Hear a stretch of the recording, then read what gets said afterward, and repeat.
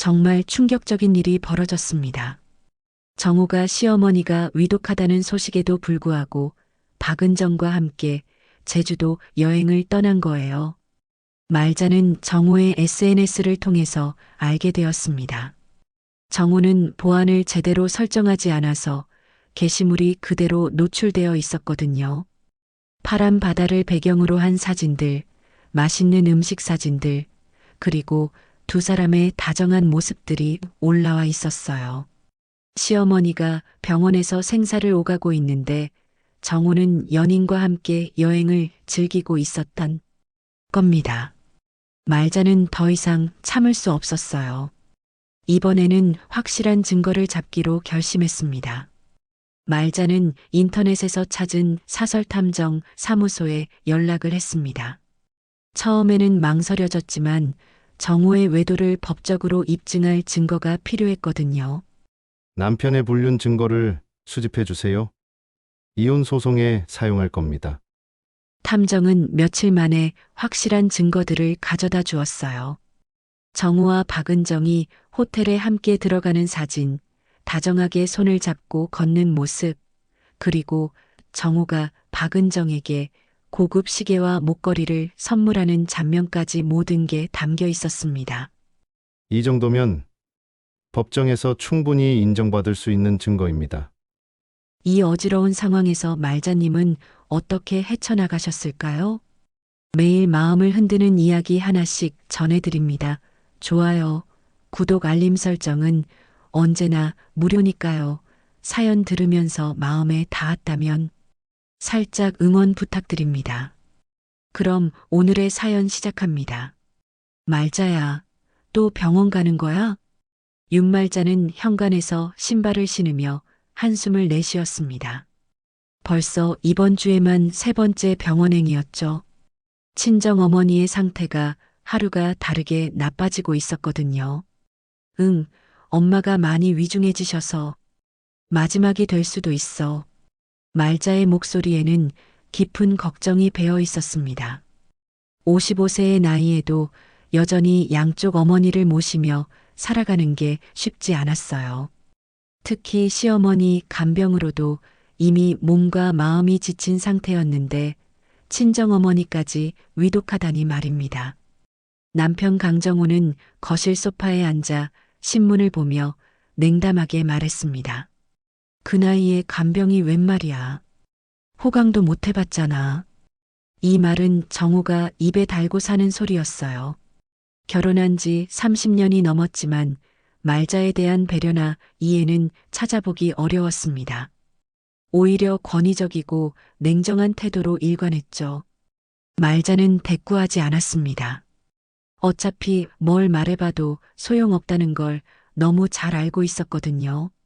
정우는 언제나 시어머니 편에만 섰고 시댁의 크고 작은 일들에서 말자의 의견은 늘 무시되기 마련이었어요. 다녀올게. 말자는 짧게 인사하고 집을 나섰습니다. 택시를 타고 병원으로 향하면서 창밖으로 스쳐가는 풍경을 바라봤어요. 같은 나이 또래의 다른 여성들은 어떻게 살고 있을까 하는 생각이 문득 들었습니다. 병원에 도착해 친정 어머니의 병실로 들어서자 어머니의 야윈 모습이 눈에 들어왔어요. 불과 몇 달 전까지만 해도 정정하셨던 분이 이렇게 쇠약해지시다니요. 말자야, 왔구나. 어머니의 목소리도 예전보다 많이 약해져 있었습니다. 말자는 어머니 곁에 앉아 손을 잡았어요. 어떠세요, 몸은? 좀 나아졌다. 내가 와주니까 마음이 편하구나. 어머니는 미소를 지으셨지만 말자의 눈에는 어머니의 고통스러워 하시는 모습이 역력했습니다. 의사 선생님의 말로는 시간이 많지 않다고 했어요. 가족들이 마음의 준비를 해둘 필요가 있다는 얘기까지 들었거든요. 말자는 어머니와 대화를 나누며 오후 시간을 보냈습니다. 어린 시절 이야기, 결혼 초기의 추억들, 그리고 요즘 시댁에서의 생활까지요. 어머니는 말자의 힘든 상황을 잘 알고 계셨어요. 말자야, 넌 참 고생이 많구나. 시어머니 간병도 힘들 텐데. 괜찮아요, 엄마. 그런 게 며느리 도리죠. 말자는 웃으며 대답했지만 속마음은 그렇지 않았습니다. 정말로는 너무 힘들고 외로웠거든요. 남편은 물론이고 시댁 식구들도 말자의 노고를 당연하게 여길 뿐이었으니까요. 해가 저물어갈 무렵 말자는 집으로 돌아왔습니다. 정우는 여전히 거실에 있었는데 말자가 들어서자 시큰둥하게 물었어요. 어떻대? 많이 안 좋으시대. 의사 선생님이 가족들이 마음 준비를 하라고 하시더라고. 정우는 그 말을 듣고도 별다른 반응을 보이지 않았습니다. 오히려 다른 이야기를 꺼냈어요.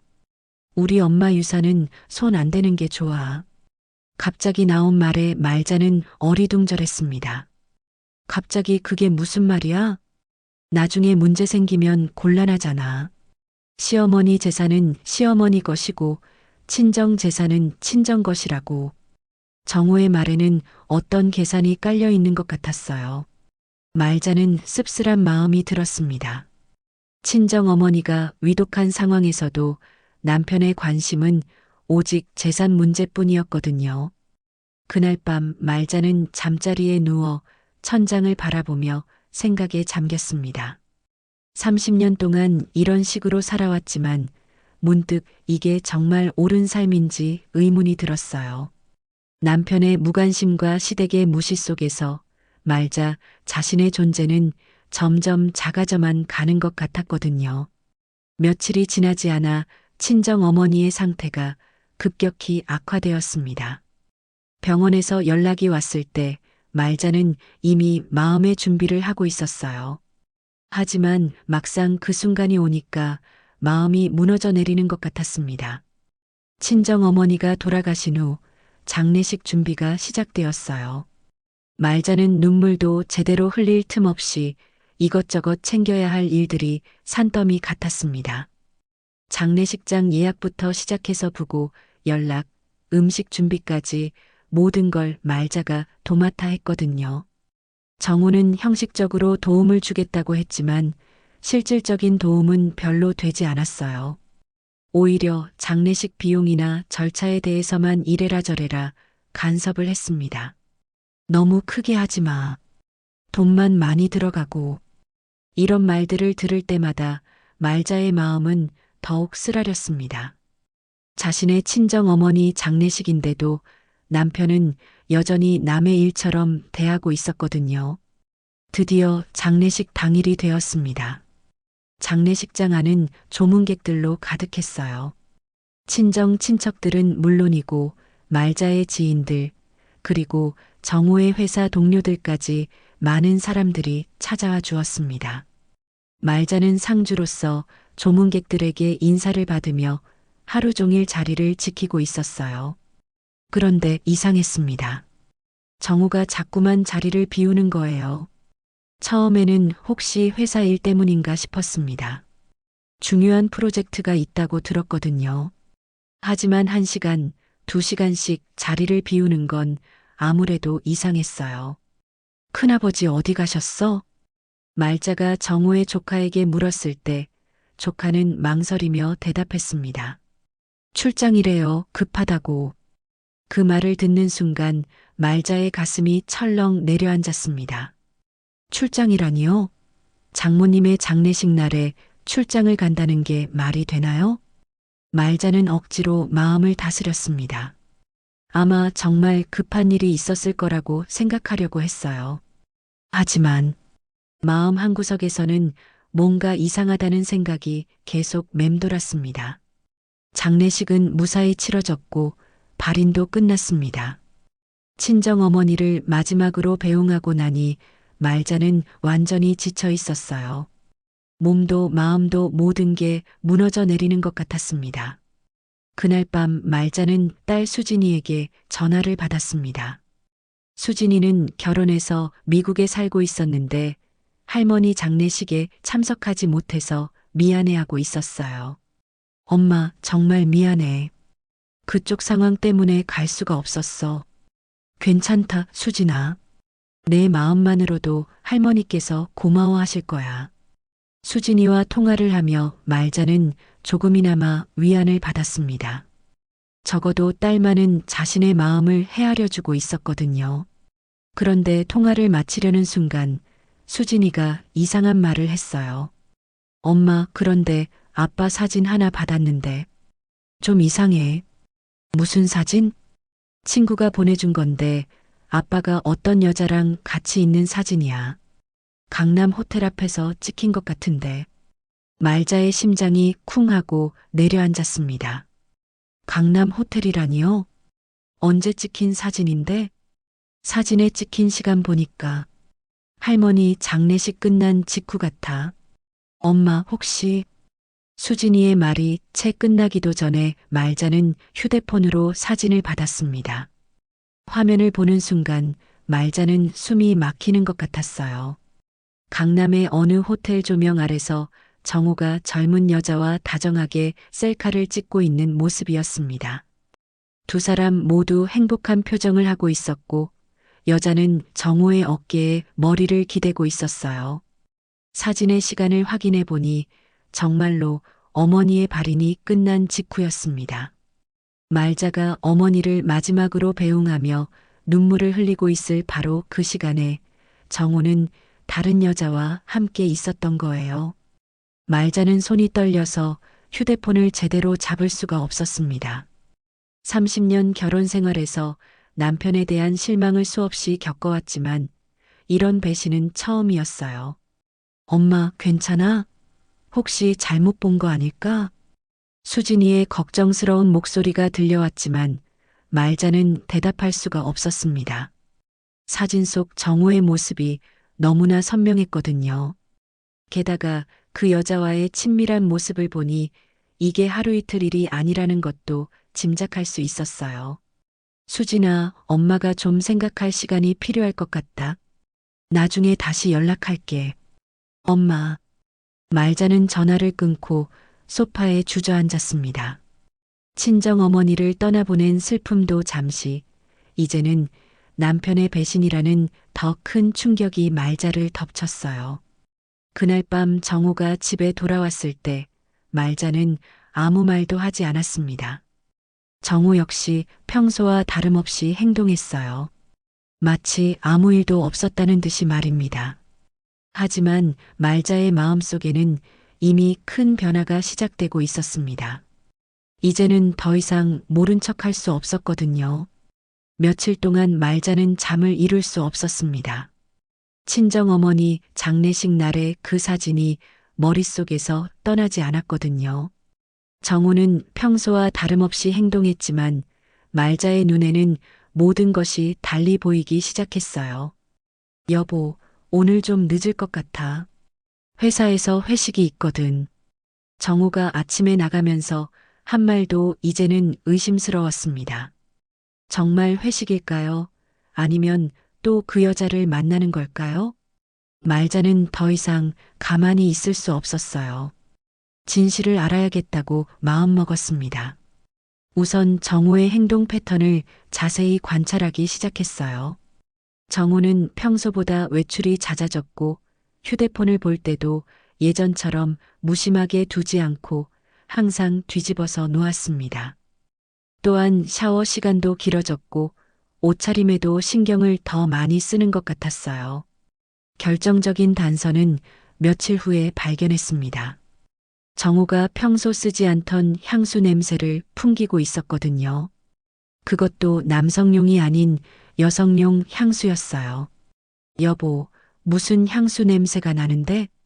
말자가 넌지시 물어보자 정우는 당황한 기색을 보였습니다.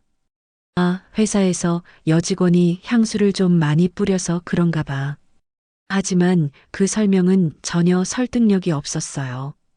회사에서 묻어온 정도가 아니라 직접 뿌린 것처럼 진했거든요. 말자는 본격적으로 정우의 뒤를 쫓기 시작했습니다. 정우가 회식이라고 하고 나간 날 말자는 몰래 택시를 타고 뒤따라갔어요. 정우는 회사 근처가 아닌 강남의 한 요가센터 앞에서 내렸습니다. 잠시 후 요가복을 입은 젊은 여자가 나왔고 두 사람은 자연스럽게 팔짱을 끼고 걸어갔어요. 말자는 멀찍이 떨어져서 그들을 지켜봤습니다. 여자는 30대 후반 정도로 보였고 몸매가 좋고 예쁜 편이었어요.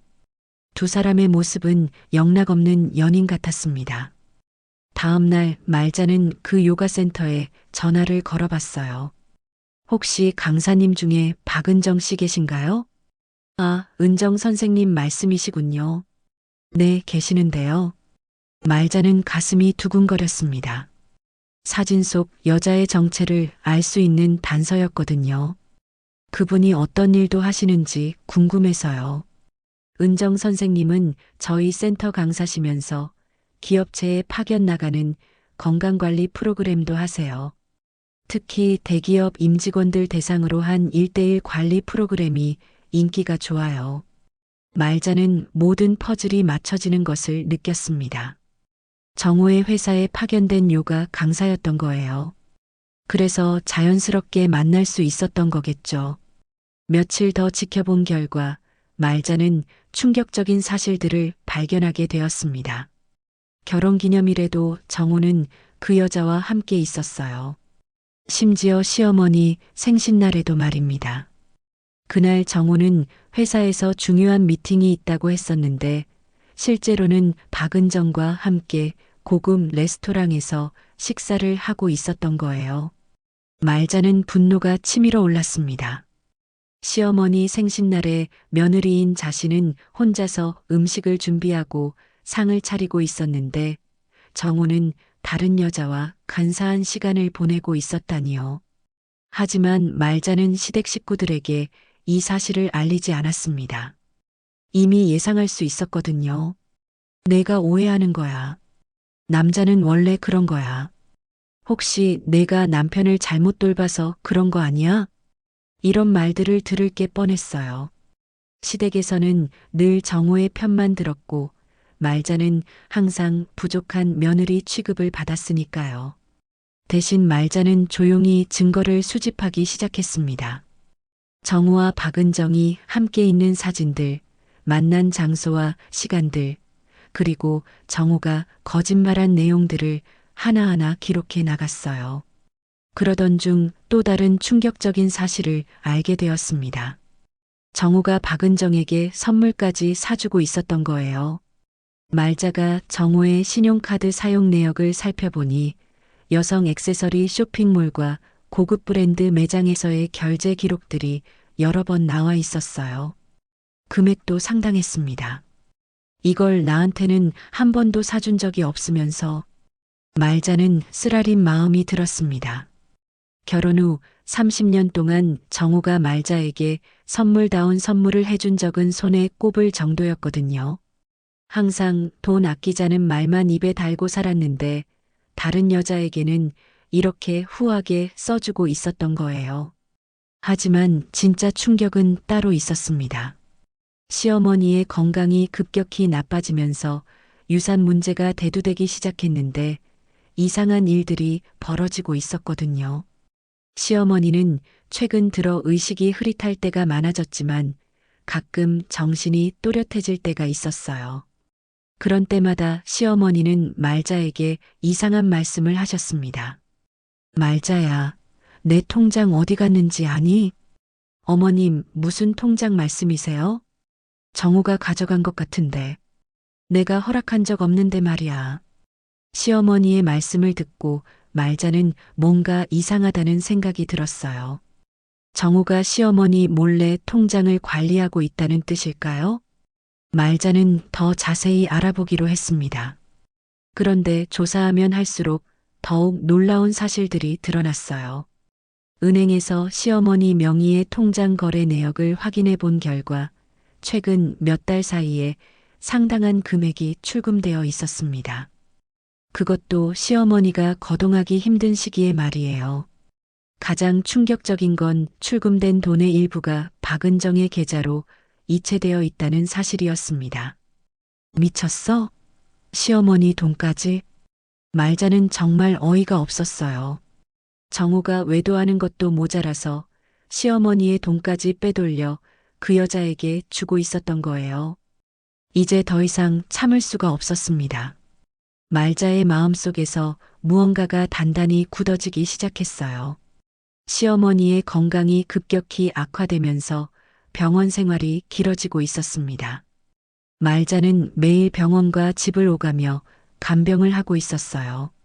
30년 동안 한 집에서 살면서 때로는 갈등도 있었지만 막상 시어머니가 이렇게 아프시니까 마음이 아팠습니다. 정우는 여전히 병원에 자주 오지 않았어요. 가끔 들러서는 형식적인 인사만 하고 금세 나가버렸습니다. 대신 유산 이야기만 자주 꺼냈어요. 유산은 장남이 받는 거지 큰 며느리가 간섭하지 마. 정우는 기회가 될 때마다 이런 말을 했습니다. 마치 말자가 시어머니 재산을 노리고 있다는 듯이 말이에요. 하지만 실제로는 정우 자신이 시어머니 돈을 빼돌리고 있으면서 말입니다.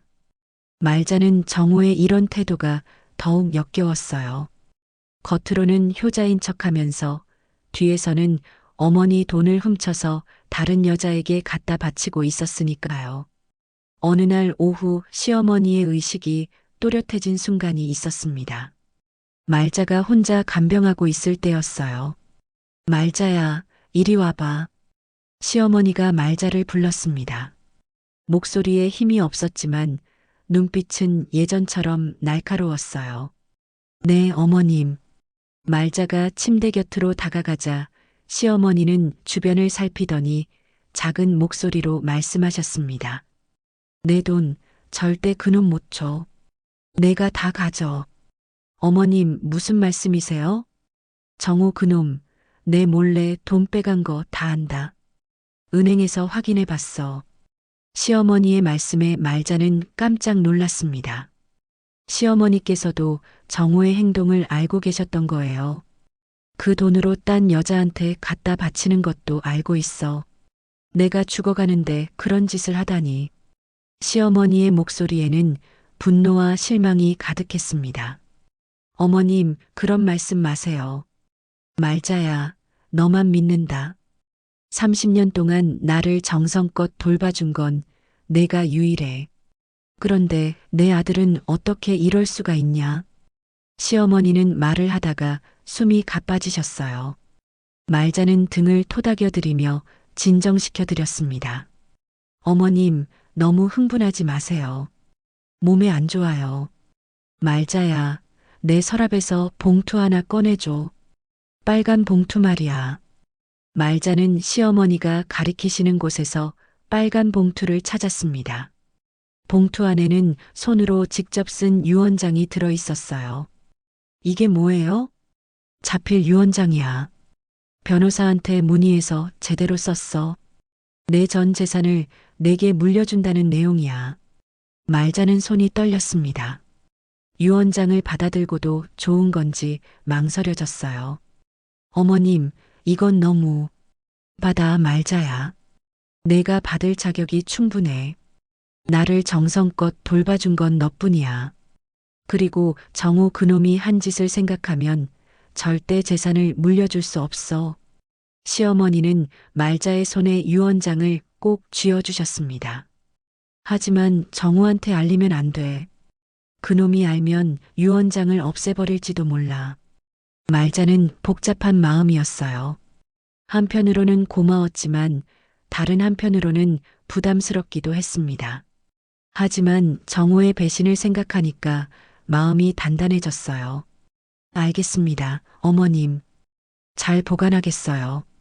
고맙다 말자야. 지키자 엄마도. 나도. 시어머니의 말씀이 말자의 가슴에 깊이 와닿았습니다. 그날 밤 집에 돌아온 말자는 유언장을 안전한 곳에 숨겨두었어요. 정우가 들어와서도 평소와 다름없이 행동했습니다. 엄마 상태는 어때? 많이 안 좋으셔.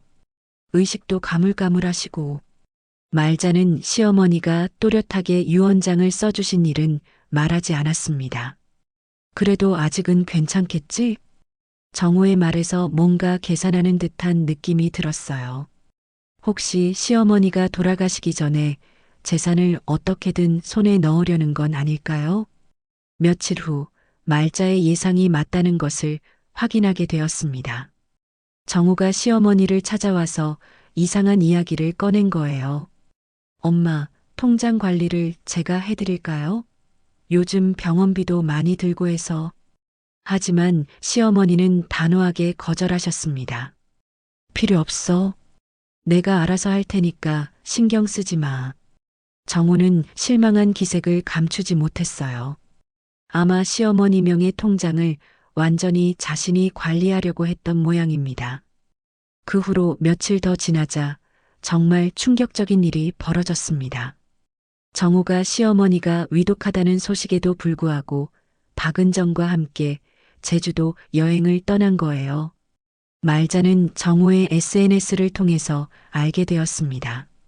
정우는 보안을 제대로 설정하지 않아서 게시물이 그대로 노출되어 있었거든요. 파란 바다를 배경으로 한 사진들, 맛있는 음식 사진들, 그리고 두 사람의 다정한 모습들이 올라와 있었어요.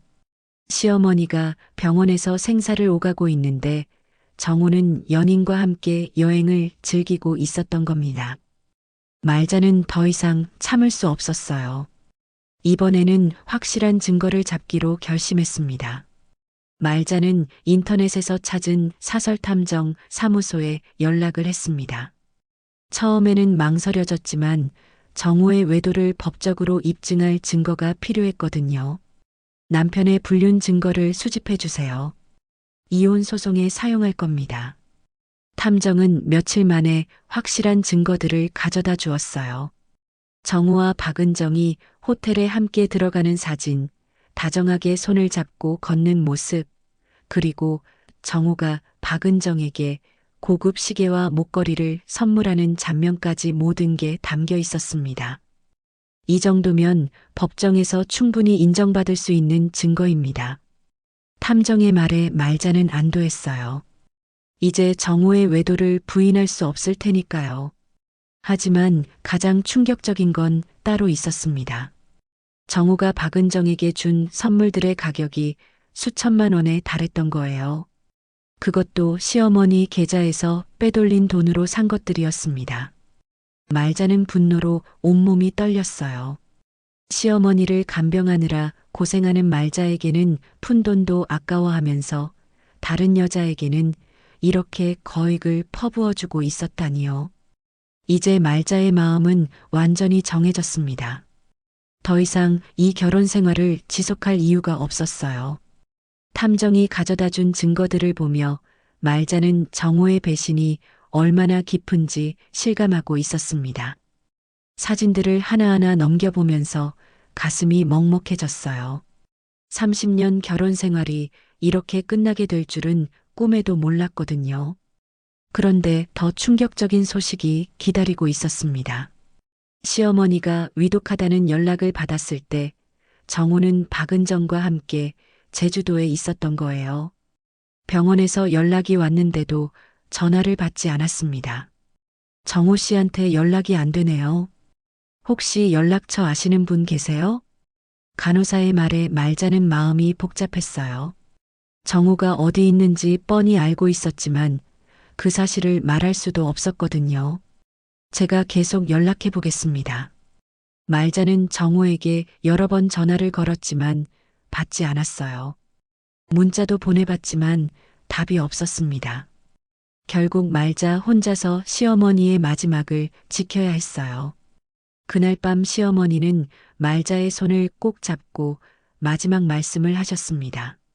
말자야, 고생 많이 했구나.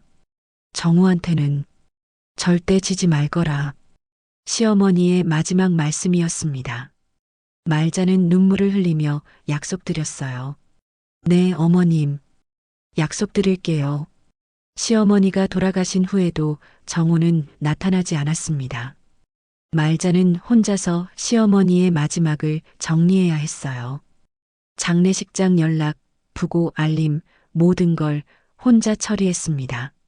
정우가 제주도에서 돌아온 건 시어머니가 돌아가신 지 이틀이 지나서였어요.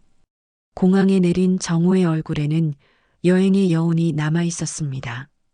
엄마는 어떻게 되셨어? 정호의 첫 마디가 그거였어요. 마치 병원에 입원해 계신 줄 아는 것처럼 말이에요. 어머님은 그저께 돌아가셨어. 연락도 안 받고 어디 있는지 몰라서 혼자 모든 걸 처리했어. 말자의 말에 정호는 잠시 당황하는 기색을 보였어요. 하지만 곧 태연한 척했습니다. 아, 핸드폰 배터리가 나가서 몰랐네. 미안해. 거짓말이라는 걸 뻔히 알 수 있었어요. SNS에는 제주도 여행 사진들이 실시간으로 올라왔었거든요. 장례식 준비가 시작되었습니다. 정호는 이제야 열심히 움직이는 척했지만 말자의 눈에는 모든 게 가식으로 보였어요. 특히 조문객들 앞에서 효자인 척하는 모습이 역겨웠습니다. 어머니를 제대로 모시지 못해서 죄송합니다. 정호가 조문객들에게 인사하는 모습을 보며 말자는 속이 뒤틀렸어요. 어머니가 위독할 때는 어디 있었냐고 소리치고 싶었지만 참았습니다. 장례식이 진행되는 동안 정호는 계속 유산 이야기를 꺼냈어요. 엄마가 유언이라도 남기셨나? 통장은 어디 있지? 어머님이 별 말씀 없으셨어. 말자는 유언장이 있다는 사실을 숨겼습니다. 아직 때가 아니라고 생각했거든요. 하지만 정호는 포기하지 않았어요. 시어머니 방을 뒤지기 시작했습니다. 분명히 어딘가에 통장이나 서류가 있을 텐데. 정호가 시어머니의 유품들을 뒤지는 모습을 보며 말자는 분노가 치밀었어요. 어머니가 돌아가신 지 며칠도 안 됐는데 벌써 재산만 생각하고 있다니요. 그때 말자의 휴대폰으로 메시지가 왔습니다. 탐정에게서 온 추가 증거였어요. 사진을 열어보는 순간 말자는 경악했습니다. 정호가 시어머니 장례식 준비 중에도 박은정과 만나고 있었던 거예요. 장례식장에서 나와서 박은정의 차에 올라타는 모습이 선명하게 찍혀 있었습니다. 더욱 충격적인 건 그 사진의 시간이었어요. 바로 조문객들에게 어머니를 제대로 모시지 못했다며 눈물을 흘리던 바로 그 시간이었거든요. 말자는 더 이상 참을 수 없었습니다.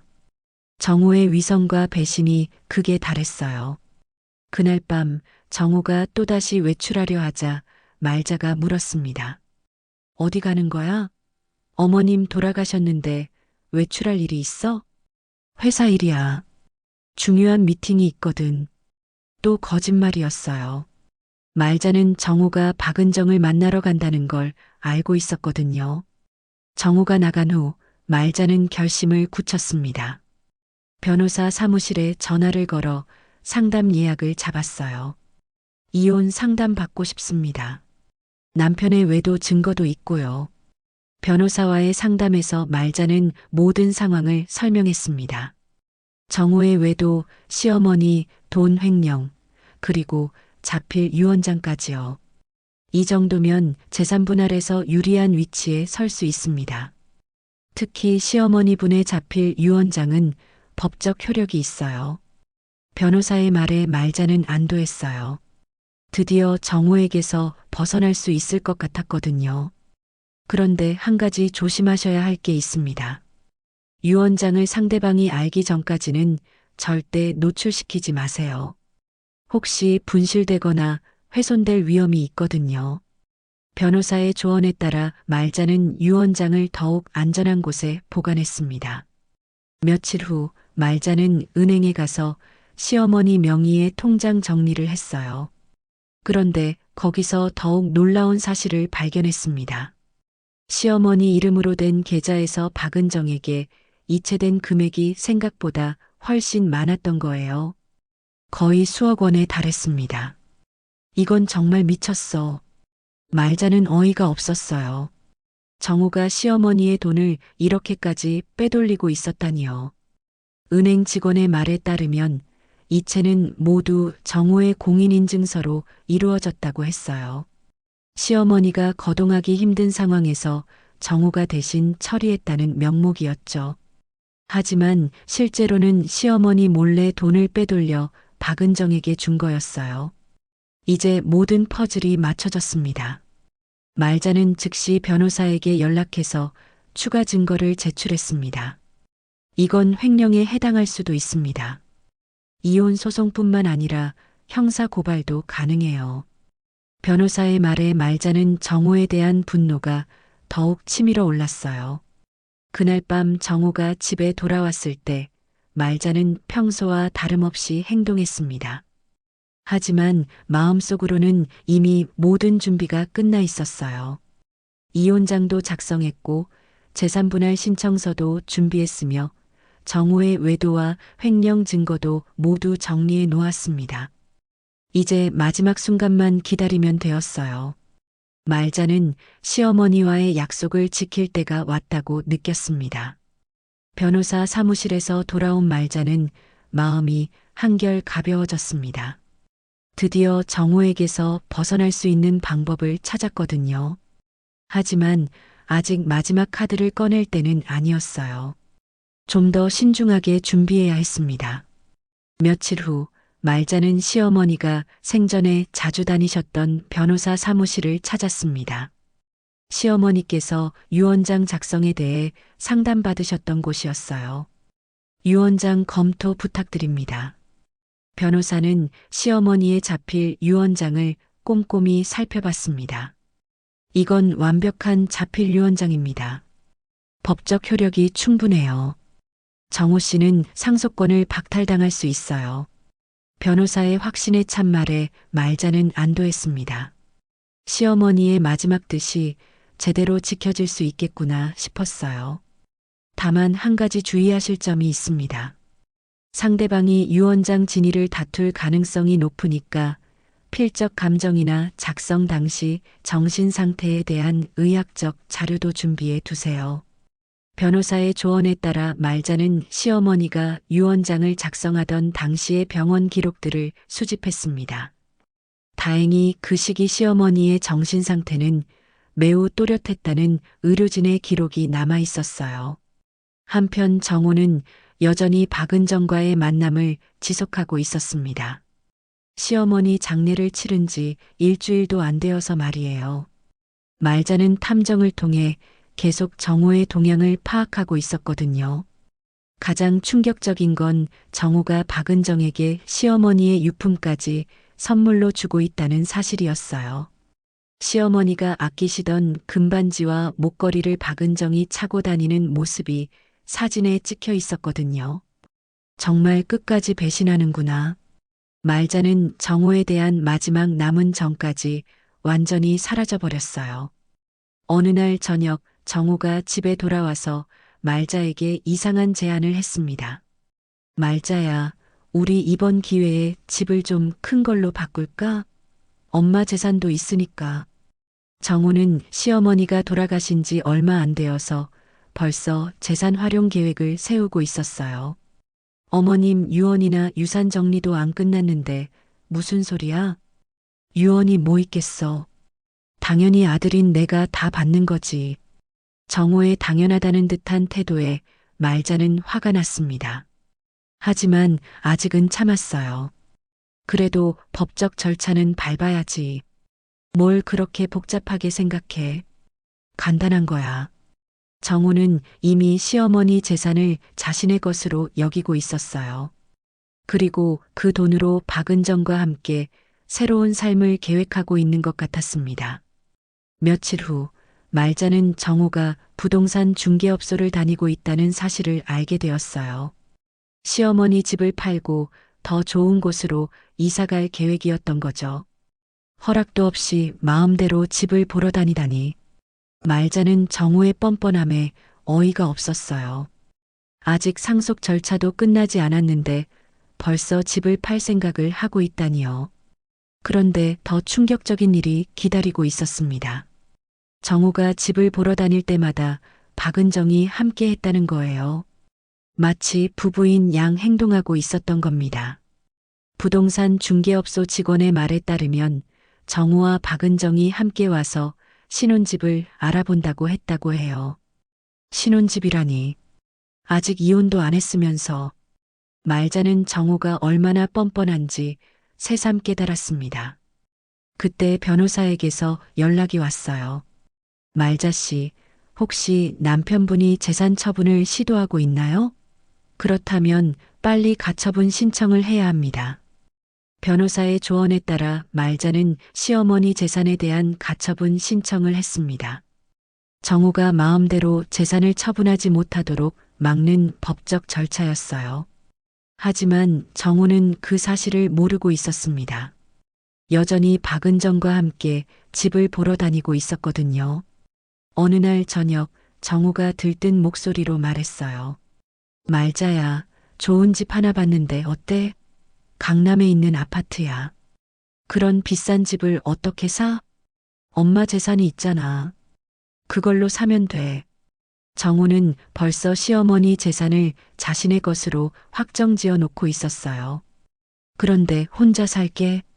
말자가 넌지시 물어보자 정우는 잠시 머뭇거리더니 대답했습니다. 당연히 우리 둘이 살겠지. 뭔 소리야? 하지만 말자는 알고 있었어요.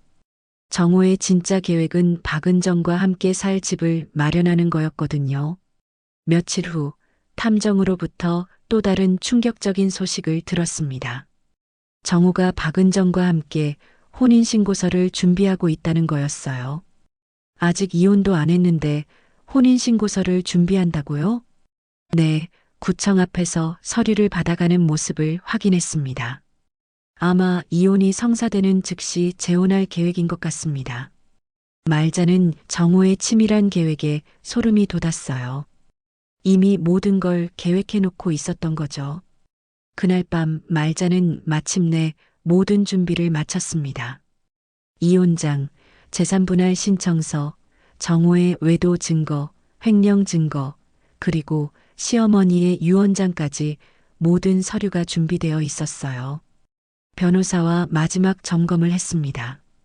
이제 언제든 소송을 진행할 수 있습니다. 승소 가능성이 매우 높아요. 말자는 드디어 마음의 준비가 끝났다고 느꼈습니다. 30년 결혼 생활을 정리할 때가 온 거죠. 그런데 그때 병원에서 연락이 왔어요. 정우가 또 다른 계획을 꾸미고 있다는 걸 알려주는 전화였습니다.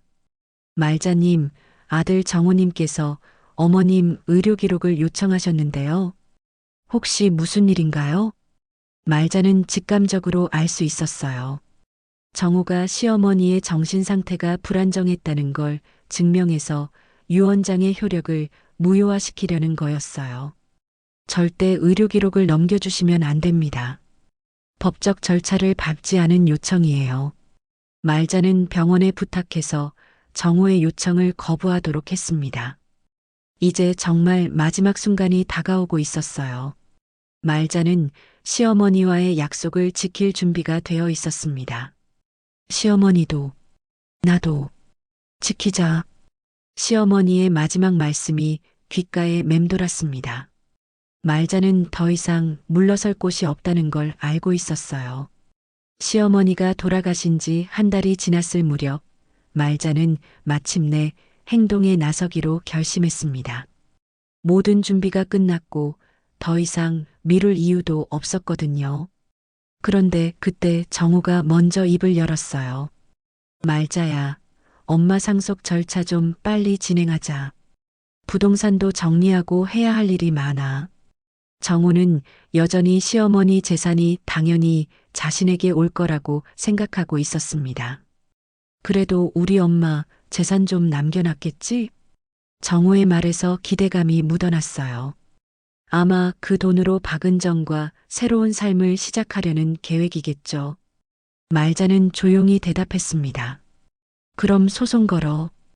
그리고 이혼장 여기 있어.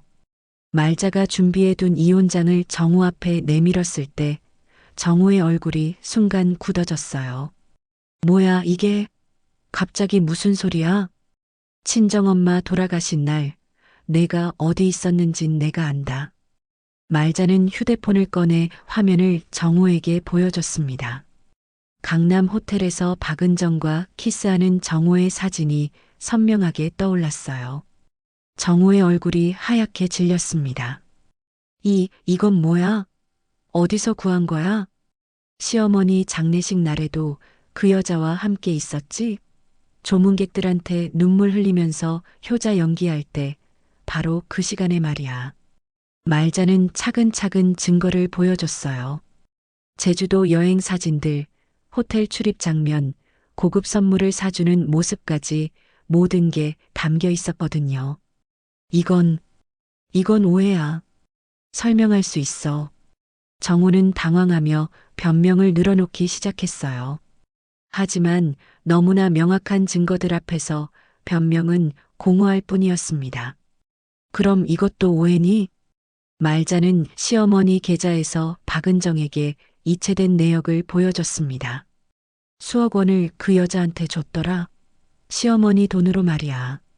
정우는 이제 완전히 말문이 막혔어요. 모든 걸 들키고 말았거든요. 말자야, 내 말 좀 들어봐. 사정이 있어서. 사정? 30년 동안 나를 무시하고 시어머니까지 속이면서 다른 여자와 바람 피운 게 사정이야? 말자의 목소리에는 그동안 쌓인 분노가 고스란히 담겨 있었어요. 정우는 급히 태도를 바꿨습니다. 잘못했어, 말자야. 다시 생각해보자.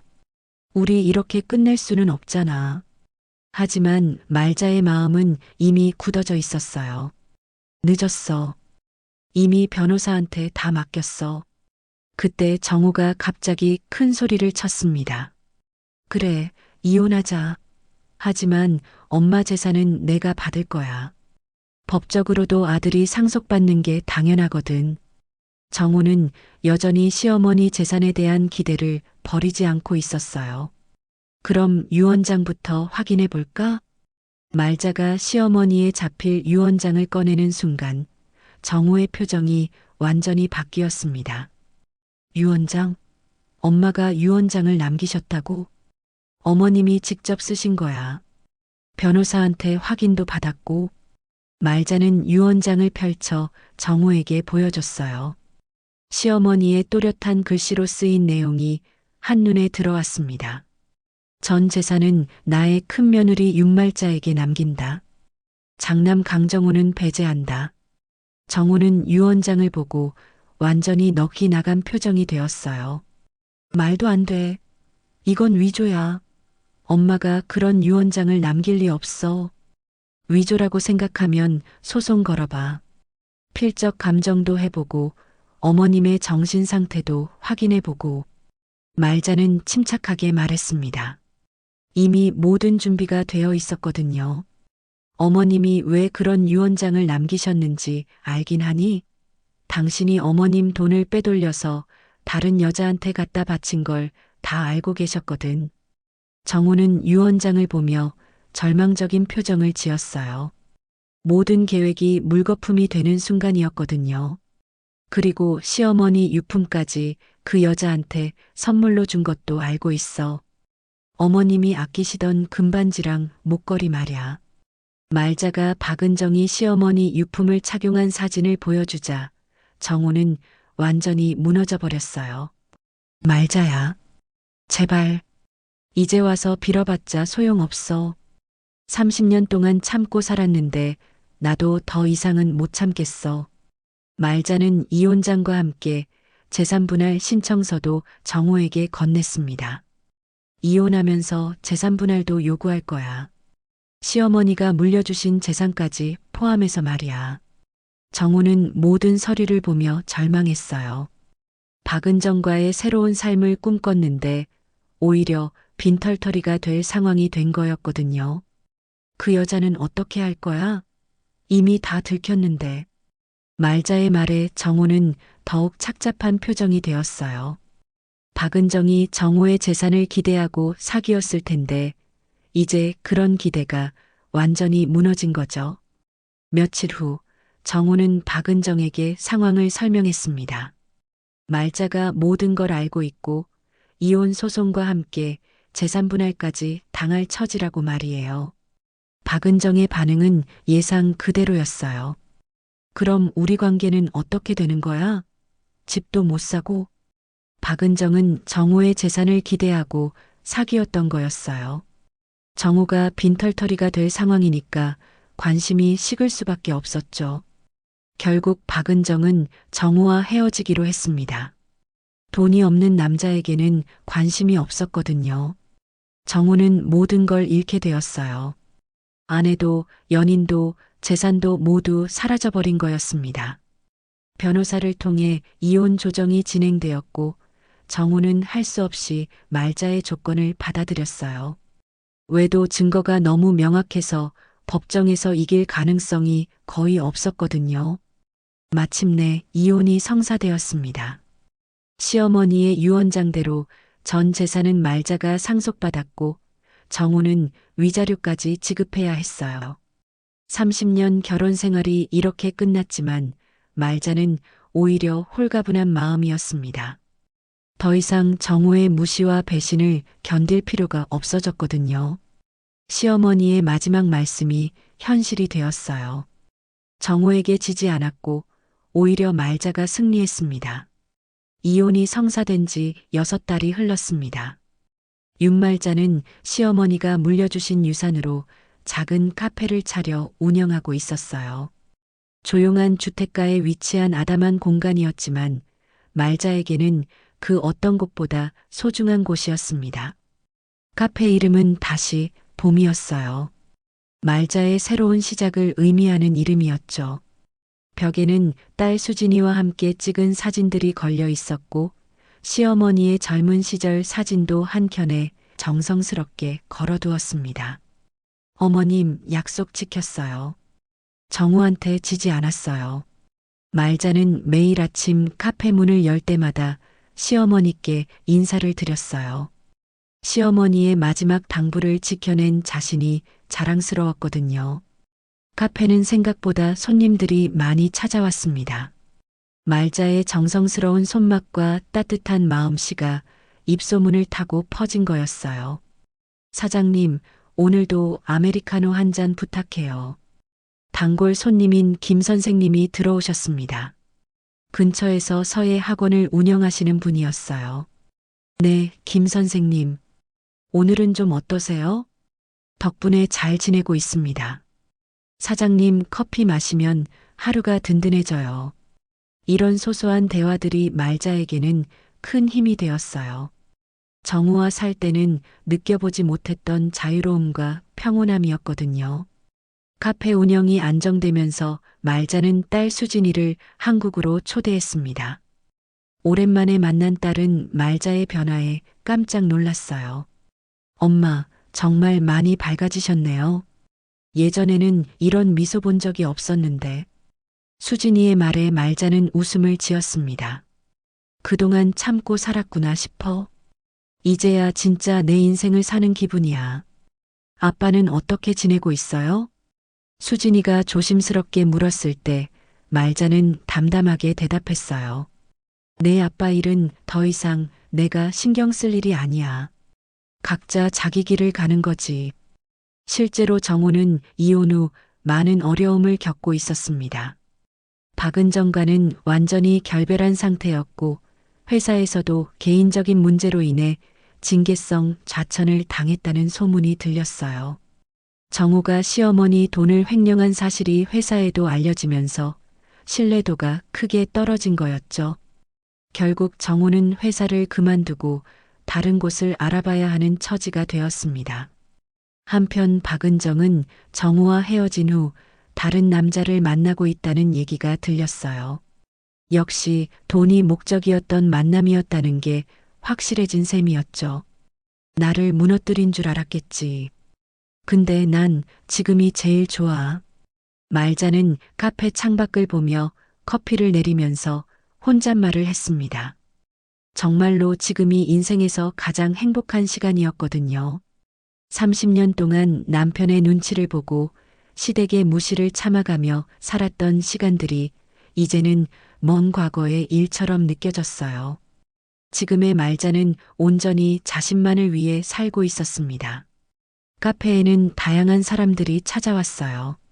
근처 주민들은 물론이고 멀리서도 말자의 카페를 찾아오는 손님들이 있었습니다. 모두들 말자의 따뜻한 마음씨와 정성스러운 서비스에 매료되었거든요. 사장님, 여기 커피 정말 맛있어요. 그런데 더 좋은 건 사장님의 미소예요.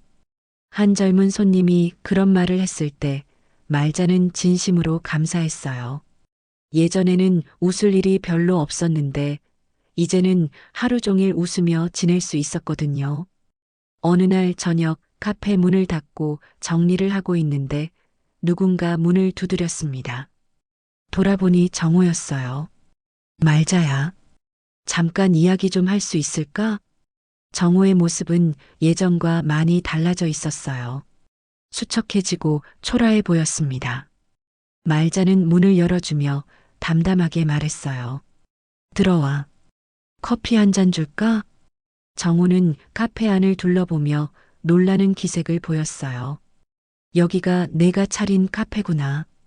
정말 잘 꾸며놨네. 고마워. 무슨 일이야? 말자야, 미안해. 정말 잘못했어. 다시 생각해 볼 수 없을까? 정호는 갑자기 사과를 하며 복합을 요청했어요. 하지만 말자의 마음은 이미 완전히 정리되어 있었습니다. 이미 끝난 일이야. 우리는 각자 다른 길을 가는 게 좋겠어. 하지만 30년을 함께 살았잖아. 그게 아무것도 아니야? 그 30년 동안 당신이 나를 어떻게 대했는지 기억해봐. 무시하고 배신하고 이제 더 이상 그런 삶은 살고 싶지 않아. 말자의 단호한 말에 정호는 더 이상 말할 수 없었어요. 그럼 정말 끝이야? 응, 끝이야. 이제 각자 자기 인생을 사는 거지. 정호는 아쉬운 표정으로 카페를 나갔습니다. 말자는 그런 정호를 보며 아무런 감정도 느끼지 않았어요. 이미 완전히 정리된 과거였거든요. 그날 밤 말자는 시어머니 사진 앞에 앉아 차를 마시며 생각에 잠겼습니다. 어머님, 정말 감사해요. 어머님 덕분에 새로운 삶을 시작할 수 있었어요. 시어머니의 유언장이 없었다면 지금의 자유로운 삶도 없었을 거예요. 말자는 시어머니의 마지막 배려에 다시 한번 감사했습니다. 이제 말자의 하루는 평화롭고 행복했어요. 아침에 일어나서 카페 문을 열고 손님들과 따뜻한 대화를 나누고 저녁에는 혼자만의 시간을 즐기는 것. 이런 소소한 일상이 말자에게는 가장 큰 행복이었습니다. 정호는 이후에도 몇 번 더 말자를 찾아왔지만 말자의 마음은 변하지 않았어요. 오히려 시간이 지날수록 지금의 삶에 더욱 만족하게 되었거든요. 카페 다시, 봄은 이제 동네의 명소가 되어가고 있었습니다. 말자의 따뜻한 마음과 정성이 담긴 공간으로 말이에요. 말자는 창밖을 바라보며 미소를 지었습니다.